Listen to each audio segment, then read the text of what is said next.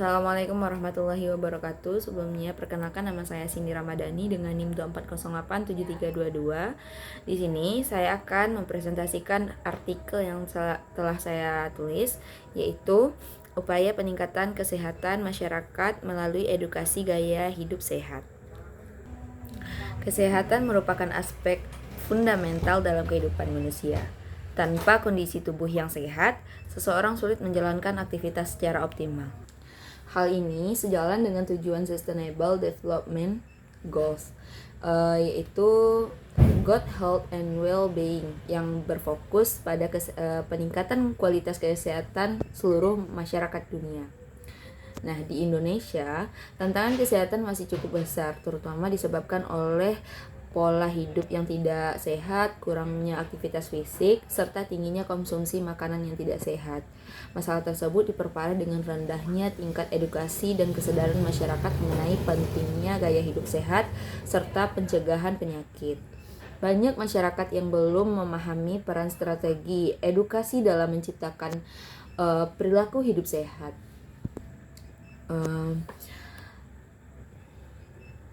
Edukasi kesehatan menjadi salah satu kunci penting untuk membantu masyarakat memahami cara menjaga kesehatan secara mandiri.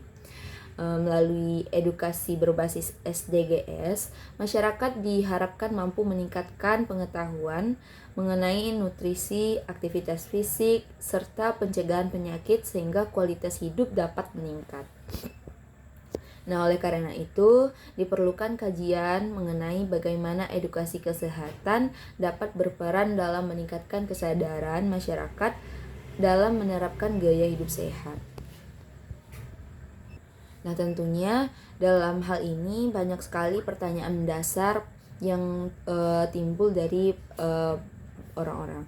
Nah, yang pertama yaitu kita mungkin bertanya mengapa pentingnya penerapan SDGs.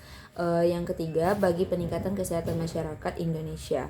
Yang kedua, mungkin kita juga berpikir bertanya bagaimana faktor-faktor apa saja yang menyebabkan rendahnya tingkat kesehatan dan kesadaran masyarakat terhadap gaya hidup sehat. Selanjutnya, bagaimana peran edukasi gaya hidup sehat dalam meningkatkan kesadaran masyarakat mengenai pencegahan penyakit. Dan juga mungkin kita mempertanyakan bagaimana implementasi program edukasi kesehatan berbasis SDGs dapat dilakukan di lingkungan masyarakat. Sehingga dari beberapa pertanyaan yang timbul tadi dapat kita jadikan sebagai tujuan penelitian, yaitu menjelaskan pentingnya SDGs dalam meningkatkan kualitas kesehatan masyarakat di Indonesia, sehingga kita dapat mengidentifikasi permasalahan kesehatan yang sering terjadi dan faktor penyebab rendahnya kesadaran masyarakat terhadap gaya hidup sehat. Kita juga dapat menganalisis peran edukasi gaya hidup sehat sebagai upaya pencegahan penyakit dan peningkatan perilaku hidup sehat, sehingga bisa mendeskripsikan bentuk dan strategi implementasi program edukasi kesehatan berbasis SDGs di lingkungan masyarakat. Kita mendapatkan beberapa pembahasan yang sangat penting untuk kita ketahui mengenai SDGs 3 ini. Nah, yang pertama yaitu pentingnya SDGs 3 bagi masyarakat Indonesia.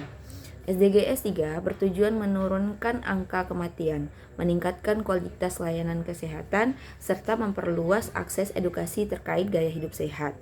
Indonesia membutuhkan penerapan SDGs 3 karena masih banyak masyarakat yang belum memahami pentingnya pencegahan penyakit dibandingkan pengobatan. Yang kedua yaitu adanya permasalahan kesehatan yang sering terjadi, sehingga terdapat beberapa faktor yang menyebabkan rendahnya tingkat kesehatan masyarakat, antara lain yang pertama yaitu kurangnya pengetahuan tentang nutrisi pada pola makan sehat. Yang kedua, minimnya aktivitas fisik akibat gaya hidup yang sedentari, sehingga masih tingginya konsumsi makanan cepat saji. Jadi, akses informasi yang tidak merata, terutama di daerah terpencil, menjadikan perilaku kesehatan yang buruk seperti merokok dan kurang tidur. Hal ini menuntut adanya edukasi yang efektif dan mudah dijangkau oleh masyarakat. Yang ketiga, kita membahas peran edukasi gaya hidup sehat. Nah, teman-teman, edukasi adalah langkah kunci yang dapat mengubah perilaku masyarakat. Bentuk edukasi dapat berupa yang pertama yaitu penyuluhan kesehatan di sekolah, kampus, dan komunitas, konten edukasi digital seperti video, infografis, dan modul singkat. Yang ketiga yaitu penerapan kurikulum kesehatan dengan pendekatan aktif. Selanjutnya yaitu dapat melakukan pelatihan gaya hidup sehat seperti senam, olahraga ringan, dan manajemen stres. Edukasi yang konsisten terbukti mampu meningkatkan kesadaran masyarakat untuk menjaga pola hidup sehat, terutama pada remaja dan orang dewasa muda. Selanjutnya, kita akan membahas implementasi program edukasi di lingkungan masyarakat. Program edukasi berbasis SDG S3 dapat dilakukan melalui yang pertama, kerjasama antara puskesmas dan sekolah dapat memberikan penyuluhan. Yang kedua, gerakan masyarakat hidup sehat atau biasa disebut sebagai Germas untuk mendorong aktivitas fisik. Yang ketiga, pelatihan kader kesehatan di tingkat desa. Yang keempat, membangun komunitas olahraga murah seperti senam pagi atau jalan sehat. Sehingga implementasi ini dapat melibatkan berbagai pihak agar hasilnya lebih efektif. Teman-teman, tentunya pada edukasi kesehatan memiliki dampak positifnya. Jadi ketika masyarakat memahami manfaat hidup sehat, beberapa perubahan positif dapat terjadi.